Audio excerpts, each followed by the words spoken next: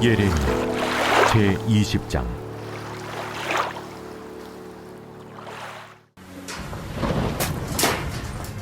여호와여, 주께서 나를 권유하심으로 내가 그 권유를 받았사오며, 주께서 나보다 강하사 이기셨으므로 내가 조롱거리가 되니 사람마다 종일토록 나를 조롱하나이다.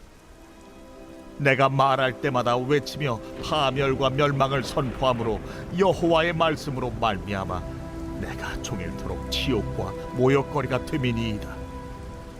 내가 다시는 여호와를 선포하지 아니하며 그의 이름으로 말하지 아니하리라 하면 나의 마음이 불붙는 것 같아서 골수에 사무치니 답답하여 견딜 수 없나이다.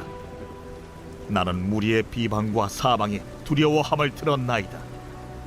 그들이 이르기를 고소하라, 우리도 고소하리라 하오며, 내 친한 봇도 다 내가 실족하기를 기다리며 그가 혹시 유혹을 받게 되면 우리가 그를 이기어 우리 원수를 갚자 하나이다. 그러하오나 여호와는 두려운 용사 같으시며 나와 함께 하심으로 나를 박해하는 자들이 넘어지고 이기지 못할 것이오며, 그들은 지혜롭게 행하지 못함으로 큰 치욕을 당하오리니 그 치욕은 길이 잊지 못할 것이니이다. 의인을 시험하사 그 배부와 심장을 보시는 만군의 여호와여, 나의 사정을 주께 아뢰었사온즉 주께서 그들에게 보복하심을 나에게 보게 하옵소서. 여호와께 노래하라, 너희는 여호와를 찬양하라. 가난한 자의 생명을 행악자의 손에서 구원하셨음이니라. 내 생일이 저주를 받았다면, 나의 어머니가 나를 낳았던 날이 복이 없었다면, 나의 아버지에게 소식을 전하여 이르기를 당신이 등남하였다 하여 아버지를 즐겁게 하던 자가 저주를 받았다면, 그 사람은 여호와께서 무너뜨리시고 후회하지 아니하신 성읍같이 되었다면, 그가 아침에는 부르짖는 소리, 낮에는 떠드는 소리를 듣게 하였다면 좋을 뻔하였나니, 이는 그가 나를 태에서 죽이지 아니하셨으며 나의 어머니를 내 무덤이 되지 않게 하셨으며 그의 배가 부른 채로 항상 있지 않게 하신 까닭이로다. 어찌하여 내가 태에서 나와서 고생과 슬픔을 보며 나의 날을 부끄러움으로 보내는고 하니라. 할렐루야. 사랑하는 열린문교회 성도 여러분, 지난밤도 주님 주신 은혜와 평강 가운데 단잠 주무셨습니까? 아침을 깨우는 말씀, 화요일 이 아침에 주님께서 저와 여러분에게 주시는 말씀은 예레미야 20장 7절로 18절까지의 말씀입니다. 오늘도 주시는 살아계신 하나님의 말씀을 통하여 선명한 주의 음성이 들려지기를 원하고요. 또한 그 들려진 말씀대로 여러분의 삶 가운데 선명한 성경적 기준을 세우심으로 오늘 맡겨주신 하루의 삶도 그 기준을 따라 살아내심으로 하나님께는 영광이요 저와 여러분의 인생 가운데 가장 복되고 귀한 오늘이 되었으면 좋겠습니다. 오늘 본문의 제목을 매일 성경의 해설자는 진퇴양난의 선지자라는 제목을 붙였는데요. 여기서 선지자라 함은 너무나 당연하게 예레미야를 가르칠 것이고, 여러분도 너무나 잘 알고 있는 사자성어가 등장하는데 진퇴양난이란 뜻이 어떤 의미인지 우리가 모두 알 것인데요. 중간에 끼어서 이러지도 저러지도 못하는 그러한 곤혹스러운 상태를 의미하는 것이 바로 이 진퇴양난의 의미입니다. 그렇다면 오늘 본문에는 이 제목이 시사하는 바와 같이 선지자 예레미야가 이러지도 저러지도 못하는 말 그대로 이 진퇴양난의 어떠한 상황과 이 모습들을 묘사하는 장면들이 등장할 것이다라는 예상이 되는데요. 오늘 7절 말씀부터 보면 예레미야가 하나님을 증거하고 하나님의 말씀을 선포함으로 말미암아 이 사람들에게 조롱거리가 되고 치욕과 모욕거리가 되었다라는 것에 대하여 자신의 이 고통을 토로하는 것을 보여주는데요. 언젠가도 여러분과 함께 이 본문을 통해서 말씀을 전하였던 기억이 있는데요. 말 그대로 예레미야가 이처럼 고통스럽고 그리고 이처럼 억울함을 토로하는 이유는 단순합니다. 자신의 유익이나 자신의 성공을 위해서 어떠한 일을 해서 당하는 모욕과 치욕이 아니라 말 그대로 만군의 여호와 하나님의 이름을 선포하고 그의 말씀과 그가 가르친 그 심판을 전하였는데 이 다가오는 이 모욕과 치욕이며 조롱이기에 그가 더욱더 고통스러워하는 것입니다. 어찌 보면 사람이 자신의 실수로 인해서 벌어지는 일에 대해서는 너무나 힘들지라도 어쩌보면 자신의 잘못에 대한 결과이고 그것으로 인함이다라는 생각으로 어찌어찌 이겨내려는 마음이 생길 수도 있을 것 같습니다. 그러나 예레미야는 자신의 잘못이나 실수로 인함이 아니라 더 나아가 자신의 욕구를 채우거나 만족과 성공을 위해서가 아니라 하나님의 명령이셨고 말씀하셨기에 하나님의 그 심판을 선포하고 또 더 중요한 것은 자신의 동족 이스라엘, 특별히 유다 종족을 사랑함으로 말미암아 그들을 구원하고자 하는 선한 의도와 동기로 하나님의 말씀을 전하였지만 그에게 돌아오는 것은 칭찬과 그리고 어떠한 보상이 아니라 도리어 조롱과 치욕과 모욕이 그에게 주어지니 그가 너무나 억울하고 힘들어 견딜 수 없더라는 것이죠. 그가 얼마나 힘들었냐면 14절 말씀부터 보면 내 생일이 저주를 받았다면 나의 어머니가 나를 낳던 날에 복이 없었더라면 나의 아버지에게 소식을 전하여 이르기를 당신이 등남하였다 하여 아버지를 즐겁게 하던 자가 저주를 받았다면 그러면서 쭉 계속해서 자신의 이 한탄과 원망 섞인 불평들을 내뱉는 것을 우리가 보게 됩니다. 얼마 전에 말씀을 통해서도 이야기했지만 이 고대 사회에 당시 그들은 자신들의 삶을 한탄하고 그리고 이 자신의 삶에 대해서 원망함을 올려드릴 때에 자신의 어머니에게 그 탄생했던 그 날이 이 원망스럽고 후회가 되어지고 그때 어머니가 낳지 않았더라면이라는 이와 같은 표현들을 사용한다라고 여러분과 이야기했는데요. 어김없이 이 선지자 예레미야는 자신이 당하고 있는 그와 같은 치욕과 모욕, 조롱과 그로 말미암은 고통을 호소하며 애초에 자신의 탄생 자체를 저주하고 그와 같은 일이 없었더라면 이와 같은 이야기를 함으로 하나님에게 원망 아닌 원망을 하고 있더라는 것이죠. 우리가 살아가면서 어떤 작은 억울함 때문에도 얼마나 우리가 힘들어하고 마음 상했는지 여러 일들과 삶의 상황으로 인해서 여러분들 아마 공감 가는 부분이 있을 것입니다. 우리 손톱에 작은 가시 하나만 박혀도 우리가 얼마나 고통스러워하는지를 우리는 너무나 잘 알고 있죠.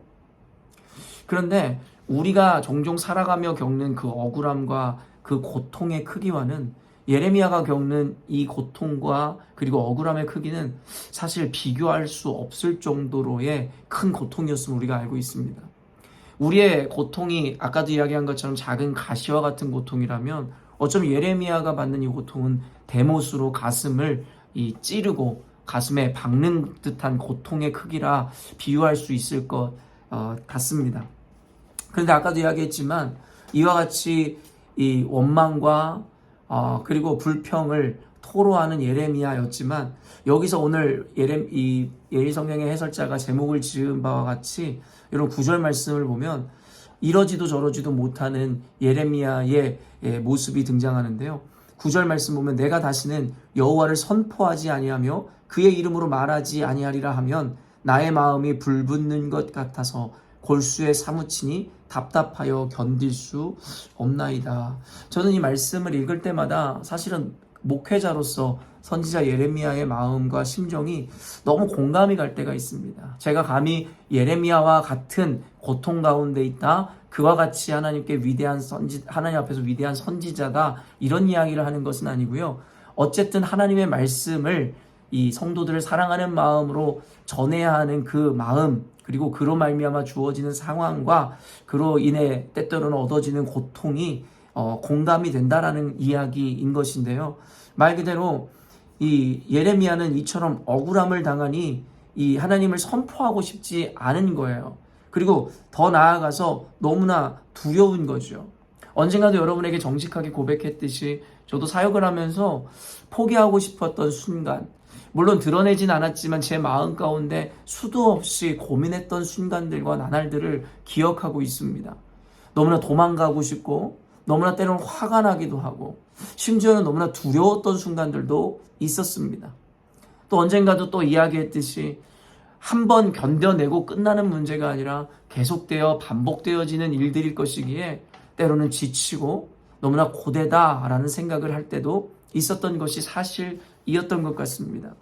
말 그대로 예레미야는 이와 같은 어려움과 고독함과 그리고 억울함, 마음에 사무치는 고통으로 인해서 하나님의 말씀을 더 이상 선포하지 않고 싶노라고 이와 같은 이야기를 하더라는 것이죠.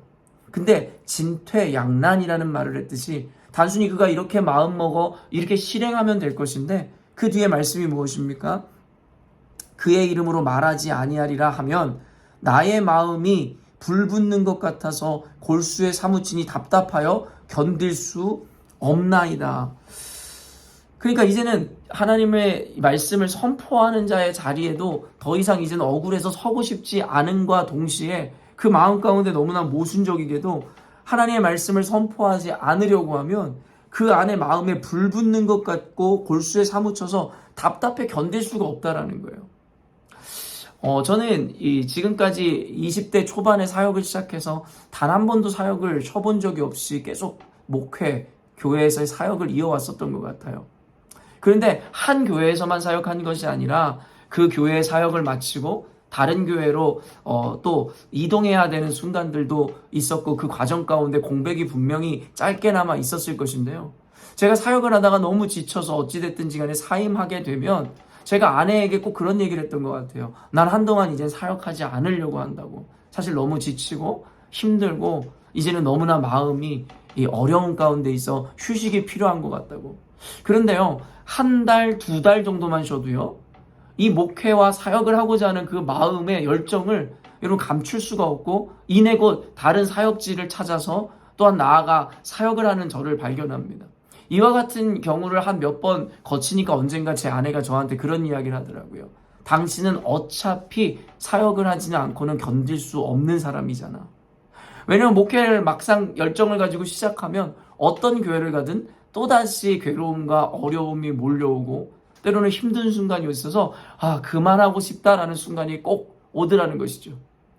그렇게 또 사역 임지를 떠날 때에는 이제는 한동안은 사역하지 않아야지. 이것이 반복됐을 때 아내는 그 다음에 저의 반응과 행동이 어떤 것인지 이젠 경험을 통해 알기에 제가 이제는 한동안 사역을 쉬겠다 그러면 어차피 당신은 오래가지 않을 거야 라고 저에게 이야기하더라는 것이죠.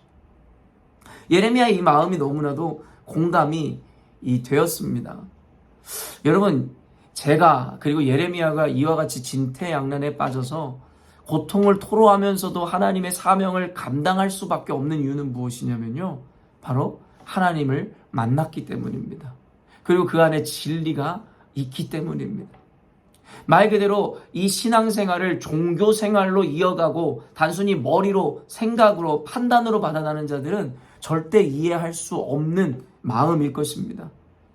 교회를 다니면서도 내가 이와 같이 억울하고 힘들어? 그러면 멈춰버리면 되고 사역을 안 하면 되지, 사명을 감당하지 않으면 되지 라고 생각하며 교회를 떠나는 신앙인들이 너무나 많았습니다. 저는 근데 그들에게 정말 묻고 싶었습니다. 진짜 하나님을 만났냐고, 진짜 복음이 당신들의 안에 있냐고, 진짜 진리를 알고 있냐고. 사랑하는 성도 여러분, 하나님을 인격적으로 만나고 진리의 기준이 마음에 새겨지고 심장에 새겨진 자들은 마음의 불평이나 때로는 고통을 호소할 수는 있겠지만 절대 그 사명의 자리를 떠날 수 없습니다. 왜냐하면 이미 하나님께서 우리의 삶에 주신 목적이 무엇이고 우리 안에 새겨진 그 진리의 가르침과 하나님께서 주신 사명이 무엇인지를 알기 때문에 부인하려 해도 부정하거나 부인할 수가 없는 것이 바로 진짜 복음에 있는 이들의 모습이더라는 것이죠. 말 그대로 예레미야가 진퇴양난에 빠졌듯이 우리가 진짜 인격이신 하나님을 만났고 그 진리가 우리의 심장 가운데 새겨져 있으며 그 사명을 우리가 받은 자들이라면 우리가 예레미야와 같이 불평하고 그리고 순간은 고통을 호소할 수 있고 포기하고 싶은 순간이 있을지라도 결코 그 자리를 떠날 수가 없습니다. 저는 오늘 우연히 이 이병헌이라는 배우의 어떤 인터뷰를 보게 되었는데요. 이병헌이란 배우를 연기자로서 저도 매우 좋아합니다.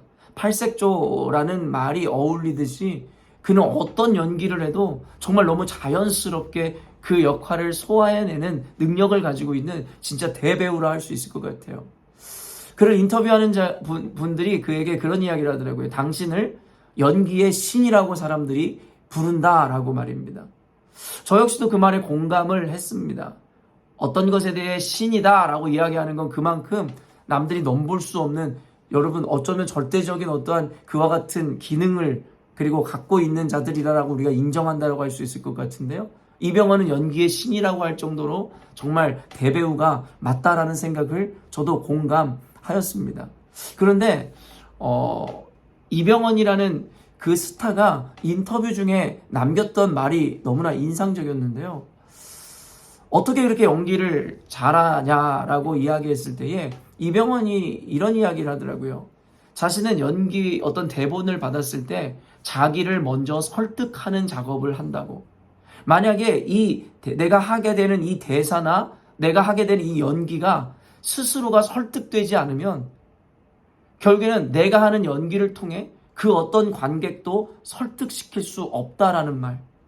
이 말인즉슨 자신이 먼저 그 배역이나 그 대사에 완전히 녹아지지 않으면 결국에는 자신이 하는 연기를 통해서 그 어떤 관객들의 마음도 사로잡을 수 없다라는 이야기였습니다. 저는 종종 우리 이 후배 이 사역자들이나 우리 교회 이 전도사님들에게도 늘 하는 이야기인데요. 결국엔 남을 따라하거나 남의 것을 베껴서는 절대 사람들을 변화시킬 수 없다. 사람들에게 잘 짜여진 원고나 그리고 어떤 주석가들이나 책을 인용해서 멋진 설교라든가 어떤 이 양육 프로그램을 가져오면 사람들에게 박수는 받을 수 있을지 모르겠으나 절대 그 영혼을 변화시키는 자가 될 수 없다라는 이야기를 합니다. 그래서 그 사역자들에게 제가 늘 이야기하는 것은 하나님을 머리로 연구하는 것이 아니라 경험하고 체험해야 된다라고 이야기했습니다. 이 이병헌이라는 배우가 이야기했듯이 대본을 읽고 아니면 그럴듯하게 연기를 할 수는 있겠으나 사람들을 설득시키고 관객들을 감동시키는 자의 자리까지는 갈 수 없다라는 것입니다. 설교자들도 마찬가지입니다. 자신이 정말 그 말씀에 경험을 하고 체험을 하지 않은 상태에서 남의 것을 가져오거나 아는 지식으로 설교를 하거나 말씀을 전하면 그 어떤 누구의 인생도 변화시킬 수 없습니다. 사랑하는 성도 여러분, 저는 이병헌이라는 그 배우의 이야기를 통해서도 그리고 선지자 예레미야의 모습을 통해서도 결국엔 오늘날을 살아가고 있는 그리스도인인 저와 여러분들에게 이 체험 신앙에 대해서 분명하게 가르치고 이야기하는 메시지다라는 생각이 들었습니다. 신앙생활을 수십 년 하고 모태스 신앙인이고 내가 맡은 직분이 어떤 거랑은 전혀 관계없는 이야기입니다. 수십 년을 신앙생활 해왔고 모태신앙인이며 귀한 직분을 갖고 있다 할지라도 하나님을 인격적으로 체험하지 못하였고 하나님의 말씀을 심장에 새기고 우리 삶의 목적이 그리고 그 사명이 분명하게 어디를 향하고 있는지에 대하여 경험하거나 체험하지 못한 이들이라면 예레미야가 이와 같이 진퇴양난에 빠져 고민하고 있는 이 고민이 도무지 이해가 되지 않을 테니 말입니다. 사랑하는 열린문교회 성도 여러분, 다시 한번 이야기하지만 우리는 종교 생활을 하고 있는 것이 아닙니다. 어떤 종교처럼 학문적으로 연구하는 일을 하는 자들도 아닙니다. 어떤 이들이 속고 있듯이 단순히 선행을 하고 율법적이고 윤리적인 이 모양을 갖고 있는 것, 그것이 기준인 것도 아닙니다. 우리는 말 그대로 하나님의 말씀을 여러분 체화하고 그 말씀대로 살아내야 하는 삶으로의 신앙을 보여주어야 하는 이들입니다. 하나님을 단순히 머리로만 인정하고 고백하는 이들은 위기나 어려움의 순간이 왔을 때 어김없이 그를 떠나고 도망할 것입니다. 베드로가 그러하였듯이 절대 예수님을 거절하거나 부인하지 않겠노라 이야기했지만 아직까지도 예수님이 누구인지에 대해서 분명히 체화하고 알지 못하였던 베드로는 위기의 순간에 예수님을 버리고 도망할 수밖에 없었다라는 것입니다. 오늘 이 말씀을 통하여 이 예레미야가 어떻게 이와 같은 억울함 가운데서도 결국엔 그 사명을 포기하지 않고 끝까지 걸어갈 수 있었는지를 보며 예레미야가 포기하지 못했으면 그가 이미 하나님을 보았고 그의 말씀을 들었고 그가 무엇이 옳은지를 이미 알고 있었기에 그의 마음이 불붙는 것 같아 포기할 수 없고 견딜 수가 없었음을 우리는 보아야 하는 것입니다. 오늘 말씀을 통하여 예레미야의 이 고백을 통하여 과연 저와 여러분은 그와 같은 일을 견뎌낼 수 있을 만큼의 단단하고 튼튼한 신앙의 이 모습과 기준을 갖고 있는지, 또한 전하지 않고는 견딜 수 없을 만큼의 살아계신 하나님을 인격적으로 만나고 그 말씀의 생명의 능력을 경험한 이들인지에 대하여 우리 스스로를 점검해야 할 것입니다. 사랑하는 성도 여러분, 신앙생활하는 가운데 우리가 정도를 걷고 바른 길을 가고 있고 사명을 감당하고 있다면 예레미야가 당한 일보다 더 큰 일도 당할 수 있음을 잊지 않으셨으면 좋겠습니다. 다만 그것은 저주가 아니라 장차 오실 하나님의 그 영광에 참회하는 그 기쁨에 비하면 아무것도 아님을 잊지 않으셨으면 좋겠습니다. 하나님께서는 도리어 그 상황과 우리의 견딤을 통해 영광 받으시고 히브리서 말씀을 통해 가르치듯이 장차 우리에게 허락하실 그 상급과 그 은혜와 그 기쁨이 비견될 수 없음을 기억함으로, 여러분 험한 이 길을 걸어가는 가운데서도 인격이신 주님과 동행함으로 단순히 견디는 것이 아니라 넉넉히 승리하는 저와 여러분이 되었으면 좋겠습니다. 함께 기도하겠습니다. 사랑하는 하나님, 주님은 인격이십니다. 이 영상을 보는 우리 열린문교회 성도들뿐만 아니라 모든 그리스도인들이 오늘 말씀을 통하여 인격이신 주님을 만나고 하나님의 말씀을 심장에 새기는 순간이 되게 하여 주옵소서. 지금까지 우리가 얼마나 비겁하게 신앙생활을 해왔는지 순간순간의 부끄러움이 기억됩니다.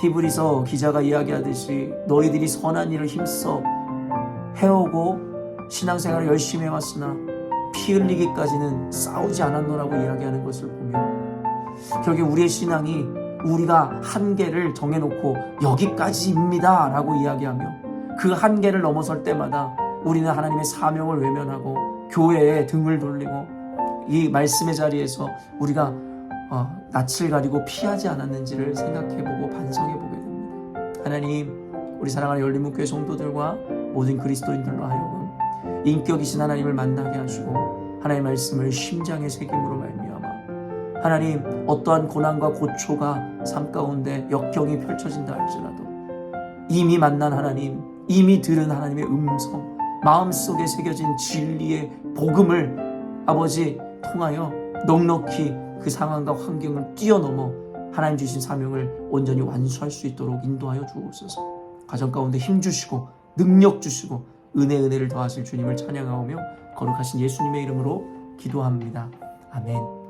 사랑하는 열린문교회 성도 여러분, 오늘도 주님께서 허락하시는 가장 복되고 귀한 하루를 우리가 맞이하게 되었습니다. 오늘도 살아계신 하나님, 인격이신 주님과 동행하는 하루가 되기를 원하고 또한 주님의 말씀이 체화되어 말씀과 진리를 따라 오늘도 전심으로 하나님의 기쁨이 되는 삶을 살아내시기를 바랍니다. 아침을 깨우는 말씀은 내일 아침에 또 만나도록 하겠습니다.